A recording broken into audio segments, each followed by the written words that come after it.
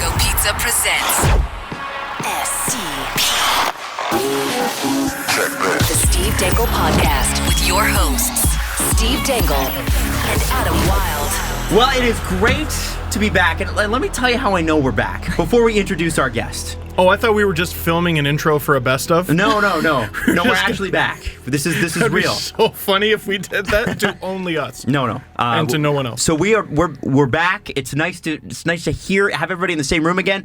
Before we introduce our guest, I just want to say we are back, and I know we're back because Steve was 15 to 20 minutes late again today. Yes. And we are mid-season form already, Steve. Thank you, everybody. Absolutely. And also, I think bigger applause we need for our actual guest, our guest of honor today, Carolyn Cameron. Hello. Carolyn Cameron. Oh, thank you. Not Caroline. It's spelled, Jane and Dawn spelt it wrong, so it's it's Caroline. That rhymes, actually. Did you know that? Jane and Dawn Yeah, it spelled does. wrong? Yeah, it's got a nice ring to it. Thing. A little bit. So you are fresh off the Rogers Cup. You obviously do all the anchoring on Sportsnet. We see you every morning. And I mean, like, I don't even know where to start with you because I looked you up on Wikipedia. Oh, and I'm what's not sure there? How accurate your Wikipedia is, but you have a page, which is a big deal. Oh, yeah? That is a big deal. Here's I how don't have irrelevant I am. People have put up a Wikipedia for me multiple times, and it's been deleted because I wasn't important enough. That doesn't sound right. But her. Yes. You've got your, well, it says. Oh, what does it It say? says you were born in 90. Yeah, 1990. that's correct. March 23rd. Yeah, Happy belated. thank you. It's a lot belated, but yeah, thank you. You went to Ryerson? Or not Ryerson, Western Fan I was Shop? going to say Western Fan Shop? Wikipedia is wrong. Yes, Western Fan Shop. You worked at Rogers TV. You were a city news reporter. You were an off-the-record intern, Sportsnet 590 intern. Wow. Is that true? Yeah. All true? Yeah. Amazing. Yeah, we weren't fan interns at the same time. Must have I been guess. just No, after. I was I was in the summers. 2008 And 2009, because I was here. and 2009 for sure. And then I think I was that summer of 2009 and summer of 2010. So we might have crossed you know paths. what? There was Yeah. a little bit of overlap. Yeah. There was. I guess I just, you know what? I think I was with Junior Hockey Magazine. Oh, okay. So I was sort of an intern. I was one of those floaty interns. Right. I was in the bullpen just down the hallway. So I was at KISS at that point Oh, doing okay. evening. So we Yeah. might have crossed paths at Maybe. some point, but I Yeah. left in, I want to say, July of that year. So maybe not. Like Jeff Asparty was around, Rob Wong, Kayla Harris. goodness. Yes, I remember We had a them all. good crew. I Yeah, good actually, crop. Yeah. I trained Jeff Azoparty Really? on, you taught him everything he knows. to be the producer for Junior Hockey Mag. Wow. Yeah, he Now- was the guy who did it after And me. now he's We're a doing little primetime inside sports. right now. I just want to throw this out there. The bullpen was this legendary room that existed for anybody that's Right next unaware door. of what happened here at No, When we were I can interns? totally relate to this conversation. Yeah, sorry. Basically, they throw all the interns in one room, and you guys would be cutting highlights and that sort of thing all night long, right? For the station and getting Bob McCowan's tea. and getting Bob and Kelly's yeah. tea. And then there was like old Sports Illustrated pictures posted all over the wall, And people- hockey cards that hockey I- cards, that I And introduced. food on the floor, food on the Yeah, it was tables. pretty gross. Highly, A lot of McDonald's. unhygienic. Yeah, Yeah. no. It had a funny But those smell. were the years. Yeah, it had a I funny loved smell. it. I don't know. It was fun. I missed it. When they tore all that down because they're kind of gutting this floor, it made me sad. Me too. Well, it got a lot quieter here when the fan moved to the big, beautiful new studios down the way, and I don't think anyone who shares any of the studios around us agrees, though, because we're still here. yeah, we're still loud and obnoxious. So, Caroline, let's talk about you. Let's talk about where this all started. When did you decide I want to be in sports? I think it was probably early in high school. I can't remember a specific time or moment, but I'm the youngest in the family. I have two older brothers, and I came just from a very, I guess, political family, or we liked to talk about current events. So while we ate dinner every night, the news was on. So I was always kind of interested in journalism. And then I was the jock of the family and loved sports and played a ton of sports and loved watching sports more than my brothers, dad, mom. So the two I just quickly figured out kind of went hand in hand. So it was early in high school. And I remember I sent like a blind email, I guess you could say, to Catherine Humphreys at the time, who was to me like the Mecca. She was She's the the best best. on City TV. She did the sports for many years. She's now, I guess, retired, we can say. She has twins. And I'd never even told her this when I started reporting for Sportsnet when I'd see her that, oh, hi, I sent you an email in high school, and she got back to me and gave me advice, and I just freaked out. It was the best. That's so cool. Yeah. She So was it solid. was Followed her one of on my Take Your big Kid to ones, Work too. Day. really? Yeah. Yeah. She She's was so so good. Took us to the Raptors. Took us to like the Air Canada Center. Yeah. And What about your mother? Why did well, I mean, your mom has a pretty cool job, Adam? She is I've done that a million times. Juno Award-winning Alanis Morissette. My mom's like, here, I'm going to hook you up with someone who's actually cool. And we got to shoot hoops at the Air Canada Or your Center. mom just wanted a break, too. Probably that. Probably. A bit of a pain in the ass. No, Catherine Humphreys was very influential in Toronto and I think in Canada because like it wasn't just that she did sports, she like injected fun into it. Like she was one of the first kind of anchors I saw that like actually made jokes along with the sports. Yeah. And she's so smart and quick too. And I think to be quick is one of the greatest skill sets you can have, and especially in this industry, because she never forced a laugh. It was just all so naturally, organically funny. She said everything with like a wink. Like you always kind of expect, like, you know. And This is just between us. Yeah. She had a way of making there's certain people that have a talent for making the entire room comfortable. Yes. Like everybody's shoulders just come down. Absolutely. And especially with athletes, and you guys know better than I would, but they're walking around tense. Like when Wendell Clark or Mark Messier or any of those guys come into breakfast television, they're tense. And then they kind of relax because Dina is able to put everybody at ease. She's one of those people that has that gift. And I thought Catherine always was like that too. Well, and I think too in sports is sometimes we forget when we're so wrapped up in it that it's sports. You know what I mean? It's supposed to be fun. And she was good too because I covered the Leafs because I was doing reporting for Sportsnet before I moved to Vancouver for anchoring in 2014. So I guess the season before that, and I would see her at a bunch of Leafs practices and you could just tell the players trusted her because she wasn't out to get them. And by that, I don't mean that she wouldn't ask the tough questions, but she didn't do it in a very confrontational way. She knew how to talk to them. Right. We're in a kind of landscape where sometimes the athletes would have trouble trusting the media, and a lot of times for good reason, right? She also didn't. I find this is like the thing that bugs me the most about today is everybody wants that one soundbite that goes viral, right? Yeah. So you've got that gotcha sort of question, like, I got like when Dave Feschuk asked Phil Kessel if he was hard to coach. Yes. Right? That was one of those clips that there are some people that chase that all season. And that has to be exhausting as a player, where she was never like that. No. And I don't think long term it pays off to be like that. Well, no, and I think reporters and journalists as a whole need to think, do I just want to get those answers or do I want to have a relationship where I can get some good stories down the road? And it's each to their own. Because, I mean, for some people it works, for others it doesn't. And it just kind of depends on what you're willing to do and I guess what your personality is. I've always prided myself when I do interviews or when I am in the field is to talk to people like I would want to be talked to. That doesn't mean you avoid the tough questions, but you don't have to do it in a rude way. Yeah. I was saying to Jesse before we started the podcast, like imagine if after 20 minutes of this podcast, someone came in and was hounding us being like, what were you thinking with that opener? Like, were you trying? That was awful. What happened there? I'd kind of be like, It's a great thing okay, about well, doing an independent thanks. show is I don't have a boss to do that anymore. Thank God. Yeah, exactly. Now, I'm certainly not going to say anything. It's more Adam and Jesse going, you know, Steve, you're really kind of bad. And I'm like, you know what, you're right. You're right. That's actually true. Not true. Well, at all. I just found it interesting too when I started is even scrum sometimes there's no and this isn't all the time, it's a generalization, but sometimes there's no, hey, how's it going? Good. Can I ask you a few questions? It's microphone in the face and you start asking questions, which is a very bizarre way to talk to anyone.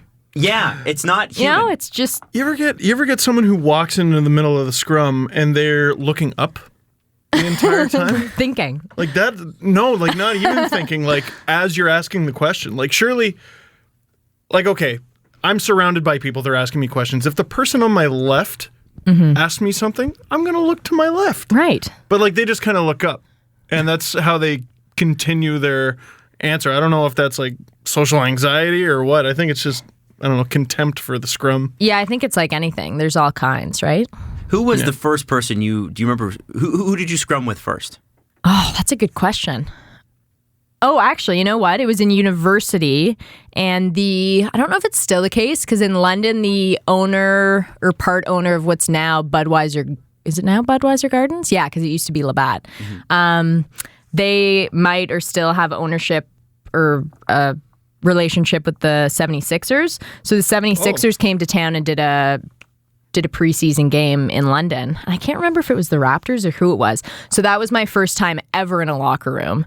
And granted, I was probably 19 years old. Okay. So I was completely ill-equipped for the situation, right? As you are. In as many Anybody ways is. as, yeah. Yeah. So it was more, I walk in, I have no idea how to even, do you go up to do you ask someone if you can interview them? Do you not? Let alone the like partial nudity, right? When you walk into a locker room. Yes. Right, So I was just, yeah. I had no idea what was happening. I don't remember who I scrummed, but I remember another London reporter. I kind of went to him and just said, excuse my ignorance, but do we just, how does this work? And then and then you figure it out quickly. How do you report? Report. In general, how do you normally go? Well, about because it's such an abnormal way to start it. I mean, I just didn't know because I'd never been in a locker room. It's funny though, going to that school that they wouldn't have said, "Hey, before you go into this room, here are the things you would expect to find, Right. and here's what you should do." Right. But to be fair, too, it's not like I was in a sports broadcasting course, so it's not like in other areas of journalism you'd be in that situation. What did you take? So it was kind of it was broadcast journalism. It was broadcast. So you get media studies at Western, and then you get broadcast journalism radio from Fanshawe. Right. I almost went to Fanshawe too. That's That was why, another like, one of the other schools students- I almost dropped out of. Oh, yeah? Well, that's right. I always forget, man. You treat schools like just, I don't know, chocolate bar wrappers. You just throw them over your shoulder. Students at the College of Sports Media and the new sports media program at Ryerson, like, I really hope you understand how unbelievably lucky you are. Like, that's a brand spanking new thing. Yeah. Yep. It's pretty cool. It And used the to just be equipment's nice. broadcast. Yeah, That the was equipment's it. nice. I love the when you go into a school. I think I was at Humber and I looked at their board and I was like, oh my god, this board is brand new. And they're like, yeah, we get a new one like every 5 years. The board I'm sitting at currently is older than I am right now. Yeah. Yeah, students, the equipment you're using in school is better than the equipment you're going to end up using. Millennials, eh? 100%. Yeah, Damn millennials. I think we're actually all millennials Yeah, we are. technically, but yeah. we are. I don't know exactly what a we're running millennial every- Yeah, Yeah, we I were think researching it the other night at work after we'd completed all our work, of course. Of course, yes, Yeah. absolutely. Yes. Ben Ennis was not pleased to hear that he counts as a millennial.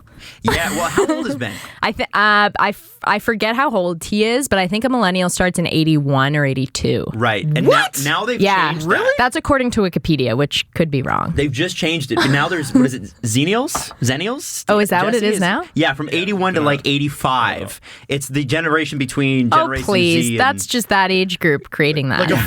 Like a Once the 14-year-old avocado be toast story associated with that. came out, they're like, no, that's not I don't it. think a 14-year-old's walking up to a 36-year-old and going, "Hello, fellow peer." Like, no. what the hell? Hello, person who's more than twice my age. It's weird. We are the same, you and I. And Xenials is spelt with a Z, an X. Oh, it's an X, It's not a Z. Oh, yeah, okay. it's an Well, X. that's It's the even more micro confusing. generation between Gen X and millennials. So there you go. He lost me. Micro generation. Again, we've Micro generation.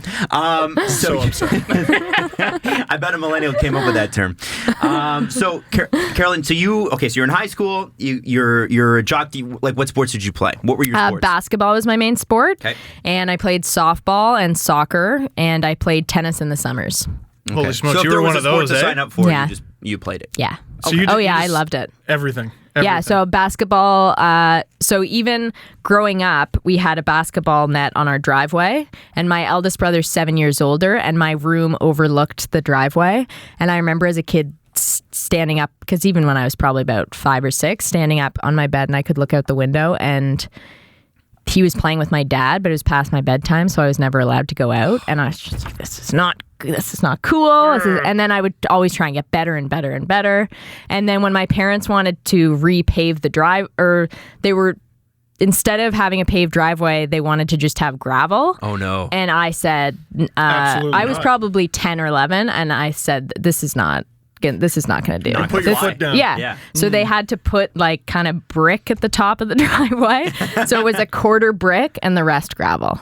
Not the best look, but it worked for me. It was Wow. enough. Yeah. And you still, I mean, you learned on a brick court, which still the basketball can go anywhere. Oh at that yeah. point. Yeah, as our neighbors found out the of hard course. way. Yeah. But Did they hate you guys, or were they cool with it? no, I just ruined some shrubs, but it's still, everything's fine. Shrubs regrow. Yeah. Right. Yeah. Okay, and then you get to the end of high school, you start applying. Why Western and Fanshawe? I just kind of liked the mix where I kind of got a university background and the college, so it was kind of theory and hands-on. Because I found at Western it was just nice even for, like, I know it sounds silly, but critical thinking and analysis and writing. So, yeah, I applied to a bunch, though. I think I got waitlisted at Ryerson. Same. No, I got Me too. waitlisted for journalism at Ryerson. Never Yeah. ended up getting in. Really? Yeah, never ended up getting But in. you got I into still- the better program. Yeah. You did kind of get into the more fun program. Well, I don't know. Yeah. Radio and TV and Based journalism on what were, you want to do, for sure, it's the better program. Oh, Like in terms of, I thought you meant like in terms of prestige. No, both. In terms of both. Hell no. In terms of career goals, like holy shit, yeah. Like oh my god, did I luck out? Now, yeah. it's funny, if you ask a Ryerson journalism student, you ask a U of T journalism student what they think of a Ryerson journalism student. Like, is that you look at it like Ryerson journalism and then RTA, which is now, what is it called? I forget what it's called. It's like media School of communications Media. arts, But and then, they have like, a bunch of different breakdowns of it. U of T students are like, you guys are a joke. You're a bunch of jokes. You didn't go to U of Well, T. so CBC, I've heard, prefers to hire RTA students or Ryerson students, but around a lot of the industry, there's a lot of like Really? thumb in your nose at Ryerson. Absolutely. I got it when I was an intern. I got it from Wilner. Really? I introduced myself to him, and he's just like, you're a Ryerson student, huh? How's that working out for you? And that's my like first and only impression of Mike Wilner. Wilner's actually pretty good. Yeah, well, Sounds a little bit like him.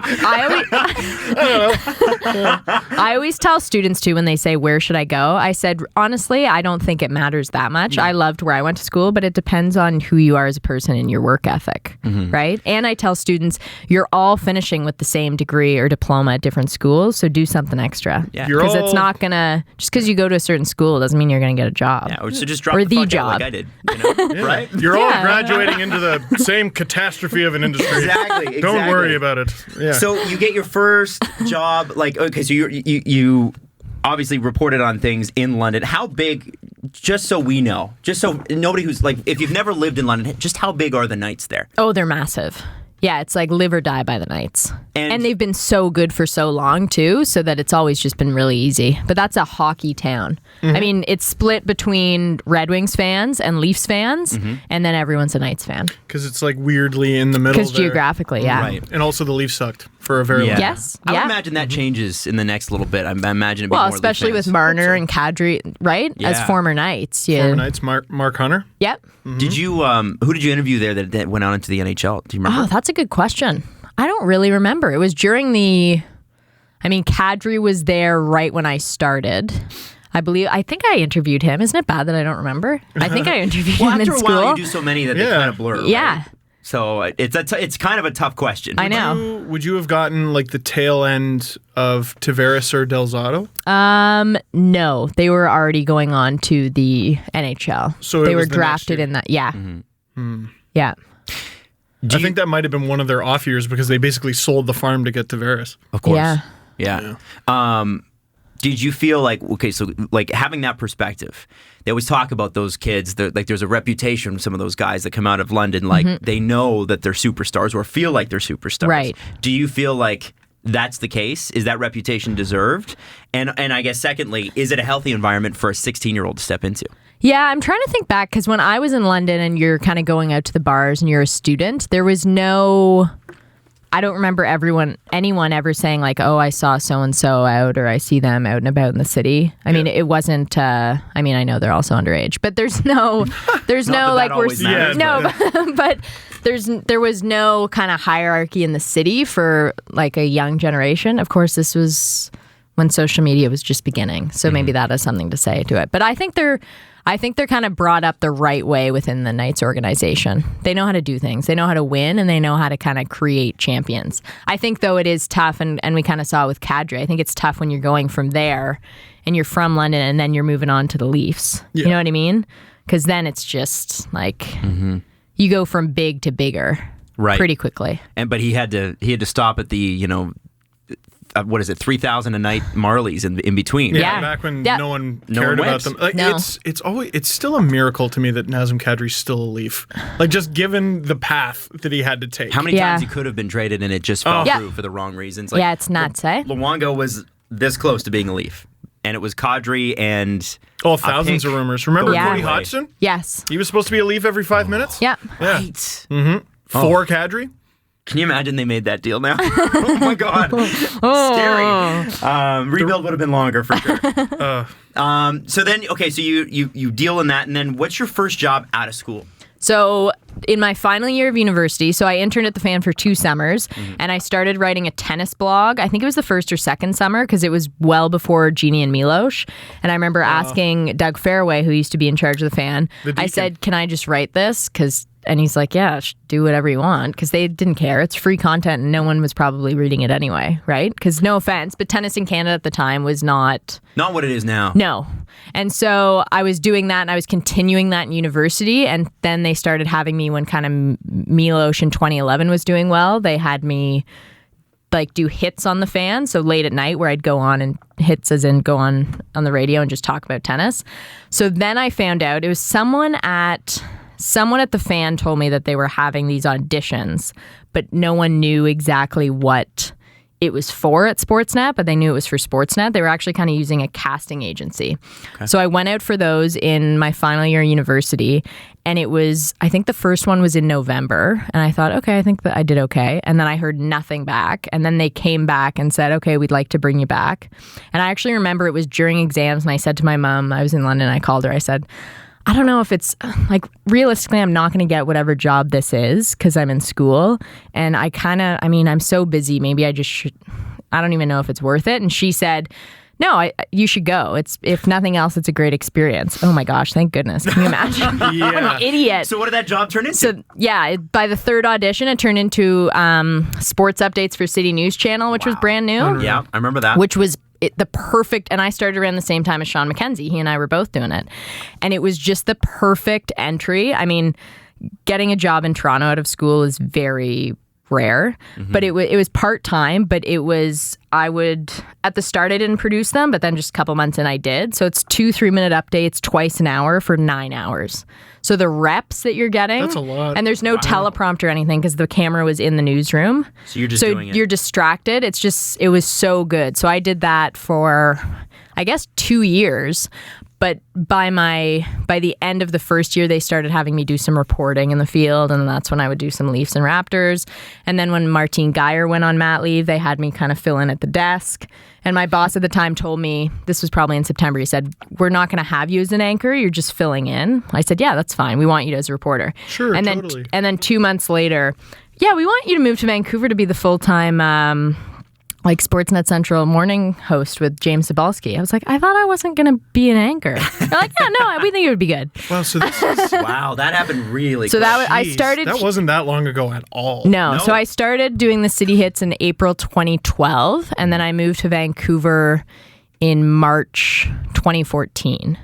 So that was basically the month that I moved here from Calgary. Oh, okay. And I remember that announcement going out because it was one of the first things that I got in my Rogers email when I joined the company. You're like, who is this chick? Yeah. No, it wasn't that. It was just like, wow, good for them. That's amazing. Yeah. I knew James. Yes. Oh, yeah. And I hadn't seen you because I wasn't here, right? Yeah. So I was like, this is amazing. Good for her. Like that's sick. And you get to move to Vancouver, which is probably one of the most beautiful places in the world. Oh my gosh, it was amazing. But at the time, I was terrified. Really? Like, yes. And when I was offered, I honestly thought to myself, I can't do Did your mother this. step in again and say, yeah. But I thought I can't do this because, to be fair, I was young when I got in at Sportsnet. So at this time I was 20, almost 24, 23. And I'm thinking I've been anchoring for 3 months, fill in.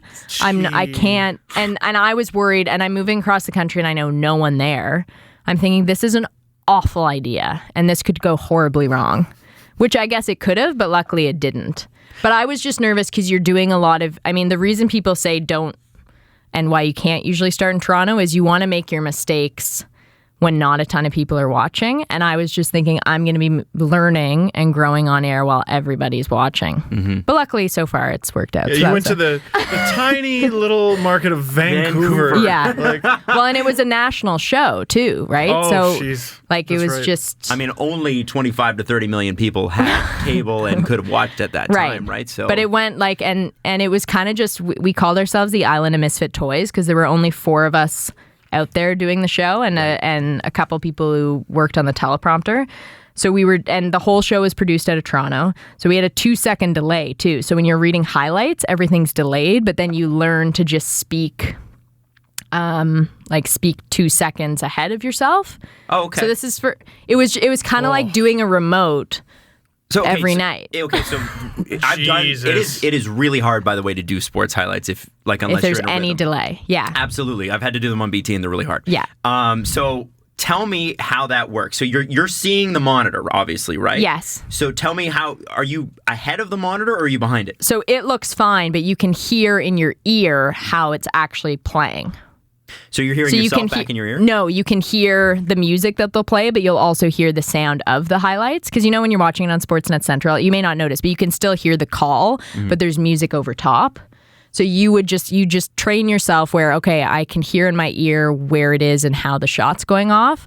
So even if I know it sounds really hard, but you get used to it. You just start doing it in advance.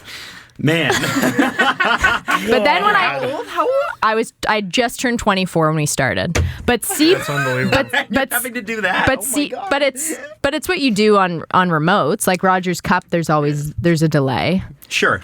But yeah, in the comfy confines of our studio here, it's all you're watching it, and that's how it is. But that's where C-Ball was great, and our little island of misfit toys. We just you became a family. Like we did a ton of stuff together and it's just like no other working experience I've ever had. Because you're all each other has, and you're all in it together, and we knew too, because our show, they shut down production out of that studio in March of 2016 last year, and we just found out the night before that a boss was coming out the next day, so we knew that would probably be our last show. And just in the landscape of how this industry is, we knew the whole time I was out there it was going to happen. So for the 2 years I was there, we just kind of banded together and enjoyed the experience. Yeah, and that's where C-Ball as a veteran broadcaster was so good to me. He was like a big brother because he helped me out, and He seems like a great guy. He is a really good I guy. hope he knows he's really appreciated, because there's a lot of like little stories that float around the industry of how good of a guy he is. He's a very good guy. Yeah. I mean, I like to make fun of him because it's really easy. Oh, he's but such an he's easy still a target, good yeah. guy. And he's doing the morning show at Sportsnet 650. Yeah, in Vancouver, it right? launches he's on back. Labor Day. Yeah. Yeah. Crazy. Well, and that's what happens when you're a good person. Yes. And also are good at what you do. Now, I will never forget with James the amazing tweet that Bob McKenzie sent out when because James was doing afternoons at the TSN. He was station up here in against town. Bob McCowan. Right, which is you could put anybody up against him. It's going to be tough. Yeah. And I remember him making the move to Sportsnet, and they hadn't really announced it, but that he was leaving, and Bob sent out this really nice tweet about, and I've so enjoyed working with this guy, and when Bob McKenzie sends something like that, Yeah, it sounds pretty legit. it's a big deal. He doesn't have to. He doesn't have to. Yeah, always take note when someone goes out of their way to be nice. Yeah. Yeah, or to say something. Well, and even talking to C-Ball too, you learn a lot about people in the industry and how good people are too when something like our show was shut down. And I was fortunate enough to move back and have a spot. But I mean, people just get caught in the crossfire, But the amount of people that'll reach out is pretty spectacular. Yeah, I think there was a point when that wasn't the case. But Yeah. I feel like that was the heady days in the 80s when everybody was making money hand over fist. And, Right. and it was more a competition rather than what it is now, which is like we are all in this together as it Yes. shrinks. And You can as be it competitive changes- with yourself and Sure. always want to get better, but that doesn't mean you need to. No. That means you can still help. You're only as good. Like I always say too at the desk, and it's the same with you guys on the podcast. Like you need to set each other up, and it's for the viewer. So you're gonna look better if you set them up, and vice versa. Yeah. So support each other, These guys. guys are always setting me up. for Kumbaya. failure. You're right. I just think it's funny how. It's for the listener, Steve. Yes, listener So we're- benefit trumps everything. Jesse and I are just doing what's right for the show. Yeah, you are. Should I not have said anything? I'm glad you did. Let's just say that we're starting to add clips to our YouTube channel, and Jesse reopened a fairly wound? fresh wound. What one was that? That was the I just think it's funny how. Oh, yeah. Episode. Yeah, yeah. No, it was a good Is one. it my fault you don't want to support your good friend? That's another good point, Jesse. That's another great point. So you know how you said James is easy to make fun of? Yeah. Steve walks into it. Oh yeah. I sprint. Yeah. I get like made I'm at fun the of those Olympics. so much in the newsroom. Really? Yeah.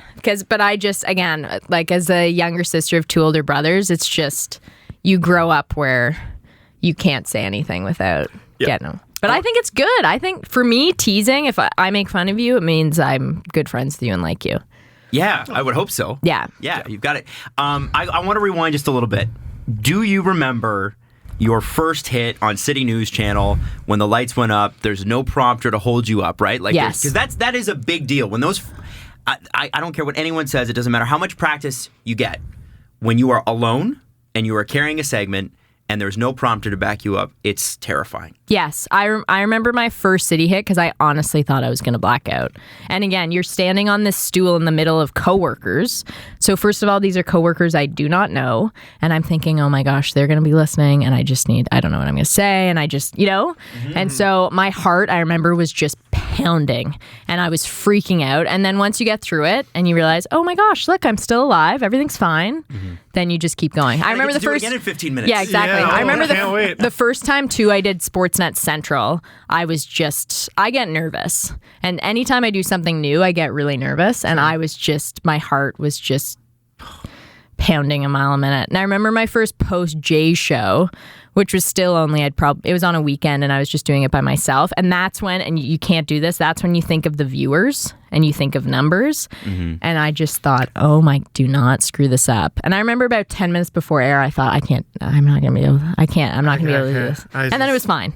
Yeah. But you just have to get through that, right? And then the next thing won't seem so scary. Yeah. Absolutely. Well, you just got to breathe and everything's fine. Until they pull you out of your comfort zone again. Else. What's that? Yeah. I just try to think of anything. I just say it's just talking. That's what I'll just remind myself, even though it's not really, but I'll just say, Carolyn, it's just, all you have to do is talk. Everything's fine. Yeah, you say it's just talking, and then all those little voices go in front of millions of people. You go, get out. Dude, I almost blacked out talking to Wendell Clark at the playoff tailgate. Oh, yeah. I remember just being like, this is a really silly moment right now. And like, I almost, honest to God, fainted. Yeah. I think it's really, what you do is incredible. And I don't think I could ever do it because when I do my videos, it's in a room and it's closed off from everybody. And I think it's genuinely making me worse at like doing live stuff. Because like I'm alone. But it's just it's just what I said. Once you do it and get used to it, like I get nervous public speaking, and people always say you're going to be fine. This is what you do. I say no, it's not what I do. Now I don't get nervous to the point I can't do it, but you just kind of have those butterflies beforehand. But that's healthy though, isn't it? I think let's go with that. Yeah, 'Cause you care. Yes, if I wasn't nervous, I would be very, like even before the first day at Rogers Cup, you kind of have those butterflies and because you want to start strong. I don't know if you find too in your shows, but if in any show, even Sportsnet Central, if I kind of make a mistake that everyone makes mistakes all the time and it's fine. But if I make a mistake that's kind of stupid or bugs me early on in the show, then in the back of my head for the rest of the show, I'm like, don't screw this up. Right? So it's like, I need a good start and then we're good. Yeah. Or at least that's what I do. Yeah. I used to get, when I was on the air in Barrie, Ontario, if I screwed up a break, which was often and early, it would bug me for the rest of the show. My shows were 6 hours long on the weekends. They were 9 to 3, so this sucked. And so if at 9:45 I had a bad break, at 11:45, 12:45, it would still affect me. And at a certain point, I had to realize, like, man, nobody's listening. First off, nobody's listening, but nobody's listening that long. No, and any mistake is always worse in your own head than it is on air, for the most part. Yeah. And I find I've trained myself too to have a short memory where I'll let something bug me for maybe a couple minutes and then it's just, okay, completely move on. And even if you do something really well, it's kind of like, oh, that was great, and then move on. What have your, like, this is silly moments been? Like where you're in the moment and you're present, but you're just like, this is ridiculous what's going on right now. Like ridiculous in terms of how am I here doing this? Yeah. Yeah. So last year I got to go to Wimbledon to cover Milos Raonic's run to the Wimbledon final. Wow. And so long story short, hopefully this won't be long, I was a ball kid growing up at Rogers Cup, and that's when I really fell in love with tennis because you're on the court with them and it's just awesome. And some of my best friends, like I'm going to the US Open this weekend and one of them was a ball kid and the other one's my best friend who I made friends with at tennis camp as a counselor in the summer. Get out. So I have a lot of good friends who love tennis. So I went to Wimbledon with some of those friends 2 summers ago. And that was great to just be there. It's like, it's the Mecca. We got teary-eyed. I mean, it was just ridiculous, right? And then, so last year going to Wimbledon to cover it was just insane in its in and of itself. And then I got to see Federer. To me, is the greatest athlete of all time. I could go on for hours. So I got to see him at Wimbledon, and I saw Milos beat him, and then Milos is in the final. And if that's not enough, the night before the final, I get a text saying, ESPN wants to have a Canadian on Breakfast at Wimbledon with Hannah Storm to discuss Milos. And I sent a text back being like, this, like, is what are you? What at ESPN? Do I know it's another not. Canadian? Yeah, is there? No, but I'm thinking like, is this another? Is this no? This can't be right. And they said, yeah. So you're going to be on tomorrow with Hannah. And again, I grew up watching Breakfast at Wimbledon. To me, that's the be all and end all. So I was so that's again a nervous, like I was talking to some friends, my parents, and I just remembered you're just talking. You need to simplify things. You don't have to show what you know. Just try and share this. They just said, we want you to share the story of how Canadians are feeling. So I didn't tweet it out or anything beforehand. And I was feeling nervous, and you're in the green room, and it's like McEnroe and Darren Cahill and Chris McKendry. And Chris McKendry to me is just one of the best at her job. So I'm just thinking, what is so this is hours of me the night before. I'm thinking, what is happening? This is not going to actually happen. Then the day of, I actually slept really well. I must have just been exhausted. And I was feeling nervous, but then right when I sat down at the desk, it's like some comfort. You know what I mean? Because you're used to sitting at a desk and talking. And I sat down and I kind of looked around. I thought I didn't feel nervous anymore. I thought I can do this. I know what I'm going to say. And Hannah was really nice and relaxed. And then I did it. And I honestly didn't think that many people would be watching because it was at 8:30 a.m. Eastern time and the final started at 9. And I'd never received that many tweets or texts or... It was incredible, and I'm just really happy I didn't royally screw up. But that moment, I was just...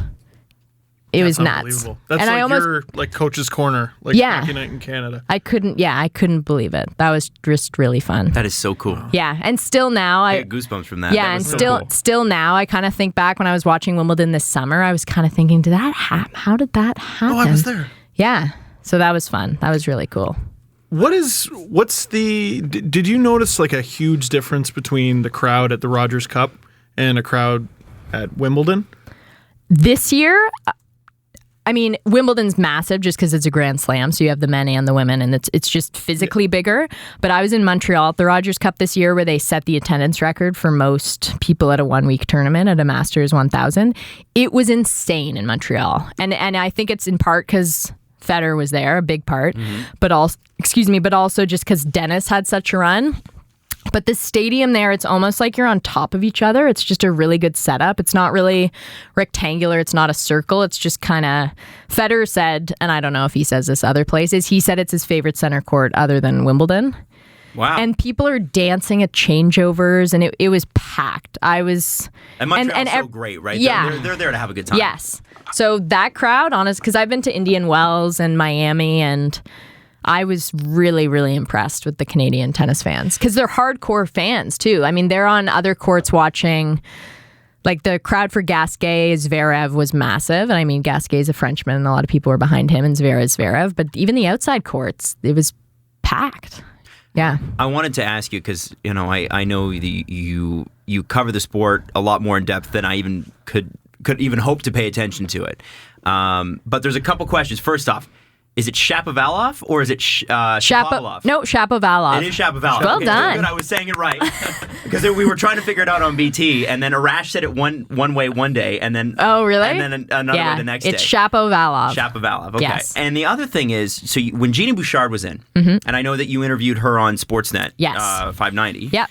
I wanted to talk to you about her career because she is, of all the tennis stars, and no disrespect to Milos and Dennis, but she's the one that's really kind of gained the worldwide stage on a, she's like an A-lister, right? Yeah.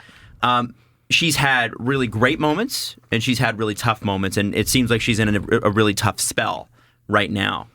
What's your thoughts on her career? Are the rumors about her spending too much time doing promo true? Is it that she's streaky? Is it what's Jeannie Bouchard's background and what's her deal? Yeah, it's a good question. So 2014 was her massive breakthrough, and everyone thought this girl's going to be the best in the world pretty soon. Seemed like a trajectory. Yeah, and the reason she was doing so well was because she hits the ball early, so that's why her stroke's so fast. She's really, really aggressive, and all that's based on her confidence. So she was just going on this roll. No one was used to playing her, and it was working up until the Wimbledon final. That's kind of when the decline started against Kvitova, who's a really hard hitter, and Jeannie didn't really change or adapt her game. And then I think I would guess, and I don't know because I'm not in Jeannie's head, but I think after that, when you have that level of attention and fame at a young age, it can kind of get to you and the pressure will get to you. But now, years removed, I disagree with the notion that she's not working hard. And a lot of people too. I was talking about this with Jesse before we came on. People read into how her social media is and all that, which I don't think is entirely fair. She's got a manager for that, right? Like, she's not posting them. Well, and the thing too is, I mean, sure, if you're struggling, it's best to keep other people's focus on tennis. But from people who've played with her for the Canadian Fed Cup team and other people in tennis, they say she's a really hard worker and trainer. But that being said, what they say is that she hasn't really changed how she's working, which is sometimes even Milos has said is his fault, where it's the idea, if I train really hard, then I'm going to be better and beat people. But everyone's training really hard, and you need to work smarter, not harder. So she hasn't adjusted things in her game. She's still going for the early ball and trying to be aggressive. But if you're playing against people who can counter that, you're not going to get far. So that, to me, has kind of been her issue, is she hasn't adapted. And people I've spoken to, too, in tennis, that's what they see. So now the issue is, and she hasn't stayed healthy this year, which doesn't help either because you can't go on streaks. But the issue now with her ranking is she's getting to a point where, I mean, Rogers Cup, she was a wild card. She wouldn't have gotten in because of her ranking. So she's getting to the point where she won't get direct entry into these top tournaments. So is she going to go and play challenger events, which are the lesser known tournaments that aren't as glamorous? That's where I wonder where it's going to go. Now, I know there was a coaching issue as well. Like she's gone through a bunch of coaches. And that's a problem, right? Yeah, because then you have no clear direction. And maybe she doesn't agree with what they think she should change or what she can do. I mean, she needs consistency. Yeah. What do you think it is with people in Jeannie? Because I'm going through the list of athletes in my head who I've heard, they do too much promo. Or like they do, too many, I don't know, I guess sponsor things. There's PK, for sure, in hockey. Ronda he gets Rousey, ostracized, right? PK. He gets ostracized. Ronda Rousey got that in the UFC. No credit to Holly Holm. Just, she was doing... Right. She was off doing way too much promo. Not the women's division has gotten so much better. Trained her ass off for that fight. Yeah. And she's been braining people in the head with her legs for her entire life. And weirdly, she did that again. And Jeannie. Yeah. What is it with her? Because I can't put my finger on it, but when I look at how people talk about her on Twitter, it's weird. Yeah. Like every athlete and people in the industry too. Yes. Like it's vicious. It's super weird. Journalists, really? Look, and even I'm just to throw it out there. Is it because she's beautiful looking? Yeah, I honestly think there's some sexism with it. Now, she likes attention and has always sought attention and also been very confident in what she says. She's not afraid to speak her mind, which can of course get people to disagree with her and judge her a little bit more. With Sharapova and all that. But what bugs me, like at the Rogers Cup, she mentioned how playing for Canada can be a burden. Now, that's not smart to say, whether you think it or not. She should know better. I mean, don't point the finger on the media, but I also get where she doesn't feel she's been treated well by the media.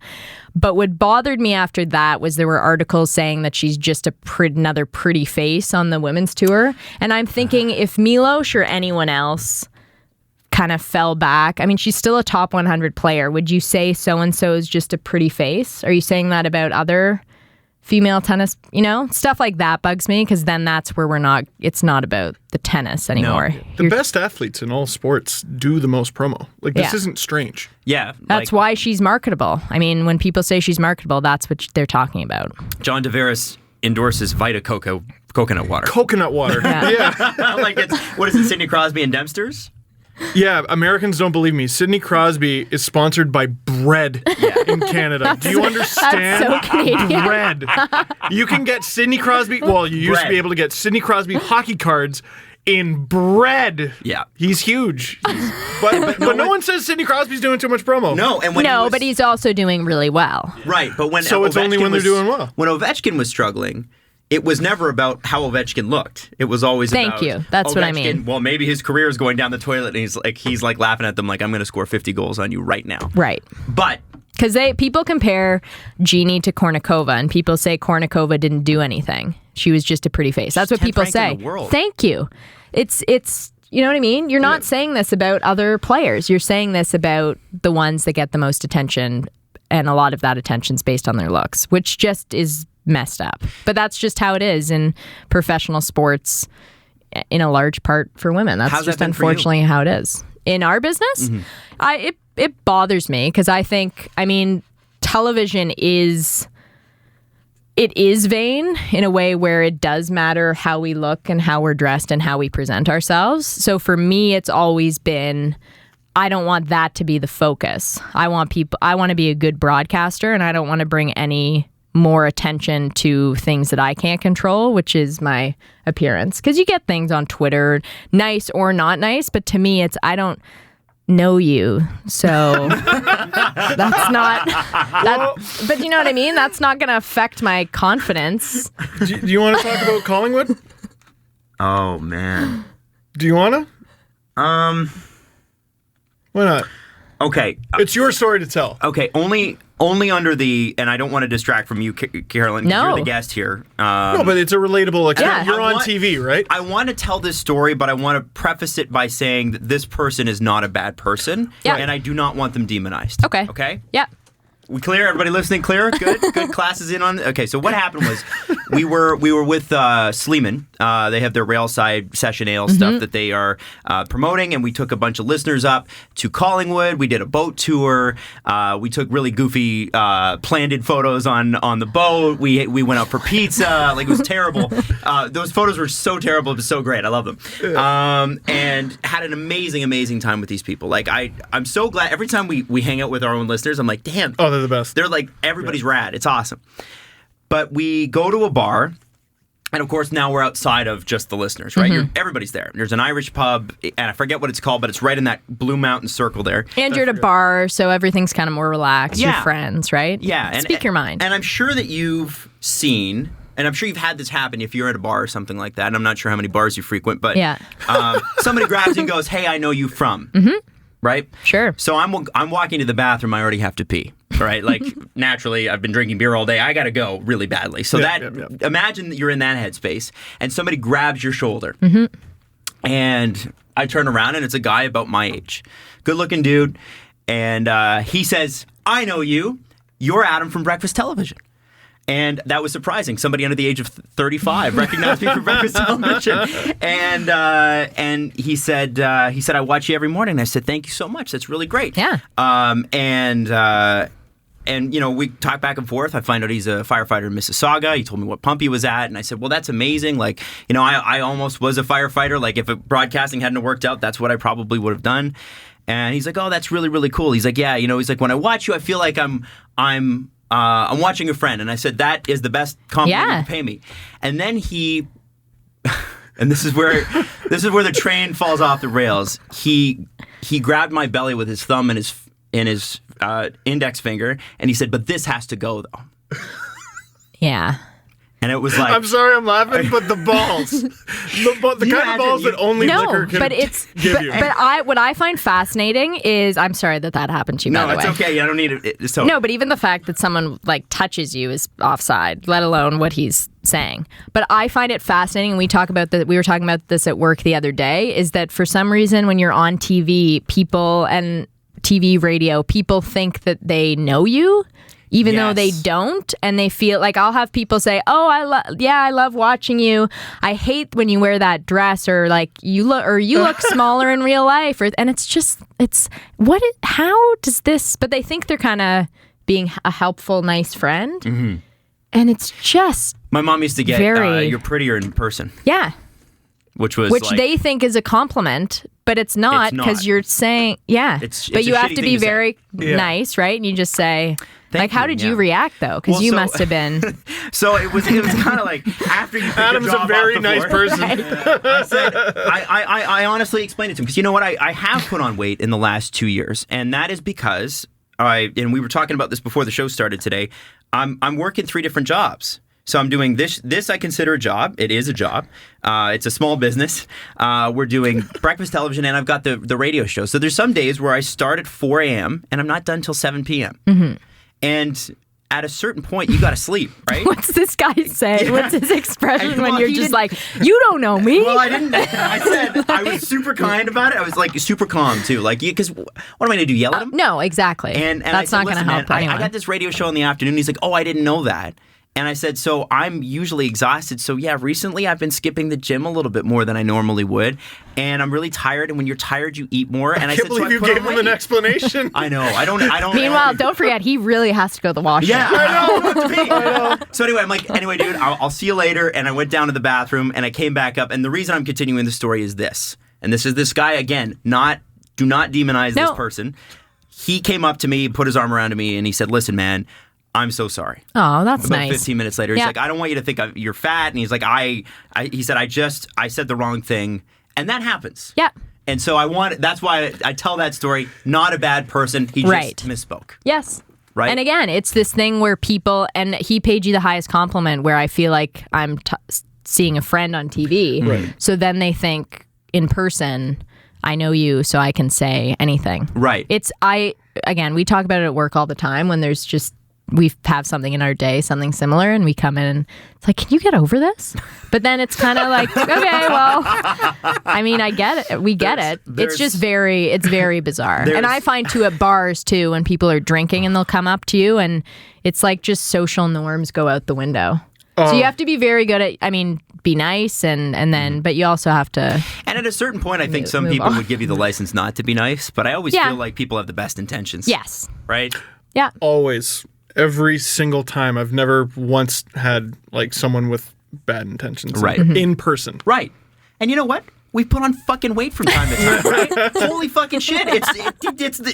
I'm almost 30, man. I'm going to put on some pounds every once in a But while. I just find it funny. Can you imagine any other job, just some random person coming up to you saying like at a law firm and some person, like some client comes in being like, listen, you were great on this case, but hey, buddy. Johnson, what's going on there? Compelling argument. Yeah. Glad we won the case, but you put on a few pounds lately. Yeah. Yeah, So, greetings, Your Honor. my You're fat. goodness. Also, you imagine? we also have like a BT, and I know you would get this because women always get it worse than men. We have foot fetish people. Oh, that, that's like, will, gross. like, I don't tweet have that, thank goodness. And like, oh yeah, I really like the sandals you're wearing today and stuff like Okay. that. It's like, oh my god. Yeah, like, that's- this is so weird. Like Jesse's like, I know it sounds crazy, but they're totally cool with tweeting that out and going, hey, you got great looking feet. Like it's Yeah. weird. It's I've seen it. oh my god. Anyway, sorry. Back to you. The only time I've blocked people too is if I feel highly uncomfortable. Because that makes me mad. When I hate that feeling where I let someone make me highly uncomfortable, but then I also think I don't need this. You know? That feeling when you're just like, ugh. Nah. You Yeah. just go, nah. I don't care if you're kind of mean and say you suck at your job. I'm like, okay, whatever, that's fine. But if I feel as really long as it's not your boss, who cares? Adam and Steve tend to have trouble with the Twitter trolls. Yeah, Does that we do. affect your life? No, The Twitter I messages? never respond. I think I responded once, but and we'll talk about this at work too, because sometimes people get kind of heated and it's like, look what this guy said. I just want to, and I stop and I say, I get you want to say something back, but what's it really going to do? They want you to respond. They want you to respond. It'll make you feel good in the moment, but you're not going to change their mind. Do you know what I mean? It's like trying to talk down a Trump supporter. You're not going to change their mind. That's a weirdly specific thing. Have you maybe heard us talk about that before? You know what? We both struggle with that. And it's Jesse always is the one, same attitude. Who cares? Who fucking cares who these, like, You just don't know them. You don't know No. them. Why does it matter? Why? Yeah. Steve and I have to, from time to time, I'll go, look at this fucking whatever. And he'll be like, Adam, Just don't respond. And then I'll see him later on in the night responding to something. Look at this fucking, and it's human, right? Yes. And at the end of the day, yes, we shouldn't. But sometimes I know, it's so goddamn. tempting. Yeah. So I tried. The one thing that bugged me before is when someone made a comment on my work Facebook page, and my brother follows my Facebook page, and he saw it, and it was inappropriate, and it really bugged him, and I was pissed. Family's rough. Because I thought, you should not have to see this. Right. Because I can handle it, but I don't want you to see. Family's rough. Yeah. Yeah. Oh, so dude. that's where I'll delete inappropriate things, because I don't need my friends or family or other people to see that. I had to talk all my uncles down when Kyprios called me a loser on TV. I don't even like him anyway. Fucking I'm like, Was it dude, the Italian side? oh, buddy. So there's a lot of bros drops? Oh, there were a lot Fucking of bro. They don't say bro. They don't say bro. They say some other things for sure. But I had to talk them all down And I hope after you that. showed them the show when he came on and talked about it. Because, Oh, yeah. God bless him, man. The guy's fearless. He came, and it was so much fun. Yeah, But they that don't was watch the good. podcast though because they're in their 50s, so Right. they don't They don't know know what that that. is. They don't know that. Yeah. So I gotta Yeah. And you don't see them for a few months, so all they have in their mind is. And they're probably telling all their friends at work. And then Kyprios comes on. He tells my nephew that. My nephew. My nephew. My that's right. nephew. Oh, jeez. And Kipper, who is one of the coolest people. Yes. Like, and that's the great thing is that when I've met the people that I grew up watching, Nick's one of them. When Elliot came on, when we've got the chance, Jeff Merrick. These guys are like they're all really great people. Yeah. And it seems like the crew at Sportsnet, and I know we're a little bit biased, we're loosely associated, and we work for the same company, and I've met you all, but everybody seems really cool. No, I agree with that. Yeah, Ken's Reed, kind of whatever. whatever. Yeah, I mean, whatever. Who is that guy anyway? What's he writing, a book? No, everyone is. I mean, we say at nighttime too. We're lucky because we just have a really fun crew. Because people are always say, and I'm sure it's the same with BT, is it must be hard work until for us 2:30 in the morning, and you're there at night. And I said, no, it's really fun. You're just watching sports, and you're having. I mean, there's no bosses around. Not that wouldn't also be fun, but you're just kind of hanging out. It's more fun when they're Yeah. And I think they know that. I prefer it. I prefer Like it. Doug McLean was when he would come in. I love Doug. He's hilarious. He's one of the good ones too. But he was coming in and doing like kind of Hockey Central hits during the playoffs for us. And he says, "I can't believe how much fun you guys have in here at nighttime." I said, "What do you expect us to do? Just sit around and be all mopey?" Well, and- because when Mount we'd McLean have goes pizza off, parties he's and- very serious sometimes. Oh, right? yeah. Like he When Mount McLean. like when he blows up, it's big. And I would tell him that. Like he's just, on Hockey Central sometimes they're like, I'm like, wow, it's a very serious day today. Yeah. But I can imagine that him coming in and stepping in and like it's probably a younger crew that works at night. Yes. And he just probably relaxes. It's probably much different than what he's used to because we're just telling jokes and laughing and being ridiculous. And when we're watching sports at work too, like Carly Agro and I, who's my usual co-anchor, she and I have a ton of fun. Raptors playoffs. It was the game. What game was it? Raptors had a really bad game, and then Kyle Lowry hit a 3 to tie it and send it to overtime, but they lost anyway. And that was the same night as I think a Jays playoff game. Second or within the same minute or something. the I same remember minute. that now. Oh my God. So yeah, I don't remember the exact game, but she and I jumped out of our seats. My leg got caught in her chair and she like went flying and scratched up the wall. Like there's a scratch from her flying back. Oh my gosh. We're so loud and She there's seems swearing and amazing. she's the best. She's hilarious. I've yeah, heard that. I love Carly. And- yeah, we just have a really good time. I wrote just her fun. scripts once upon a time. Did you? Oh yeah? Just a few times. Did you ever have to say like Steve? Do better. Steve, this is subpar work. And I was like, I know. Yeah. One day I'll write a book. Yes. And it Can't even write a script. How are you going to write a book? two will be subpar. No, I'm kidding. Ouch. But That's actually a really interesting point you made about Nights that I'd never thought of. It is a younger crew. Yeah. Well, and it's a Because- smaller crew in the grands. I mean, we work. I mean, the BAs who are cutting the scripts and the editors there on the main floor where the studio is. We're upstairs, so there's not a ton of. There's 1, 2, 3, 4, maybe at our station like 7 of us. So it's pretty. We're just. It's like, I know it sounds cliche, but it's just kind of like watching with a bunch of friends, and you're just watching and reacting and getting snacks at the grocery store that are unhealthy. And I think I might have seen you in that Rava. Oh, yeah. Yeah. Because I live in that building. Oh, really? Which I probably shouldn't say. Yeah, but I live. Yeah. I live right across the street. Everybody knows I live across the What street. floor is that? No. That I will stop at. But yeah. Yeah, So no, it's fun. That's okay. Because Yeah. I wandered in there one night and I was looking like shit. It's And I was usually the like- sports I'm night like, I'm crew. not even gonna. And I'm in full makeup with fake eyelashes but jeans when I go into Rabbit like midnight. It's quite the look. It's convenient that it's open 24 hours because if you ever need a snack at midnight, if you're Yeah. playing video games late, There you go. which I am doing, If you ever Called it need your grocery store the other day. it is my grocery store. It's not a grocery It is. store. I mean, it's. What is passes. it? It's Yeah. a grocery store. convenience store. No, it's a grocery store. There's a produce section. It doesn't. So does like Mac's convenience store. No, has it's a produce. Get apples grocery at Mac's store. Convenience? You can go to a gas station You can't get now. kale. You can at a go gas you can go to station. any Petro, any Supreme Petro that has like the fancy gas, and Nope. there's also like a Supreme section. There's no kale there. It's a There's grocery kale. store. Kale, it's a grocery store. yes, but can you get warmed up samosas or those Portuguese custard tarts Or sushi. Yeah. or sushi? There's a. I hope eating you can't Rabba get no. sushi? I've never wandered down that path. You know what? My coworkers have. I have. And you're okay? Well, they make it there fresh, right?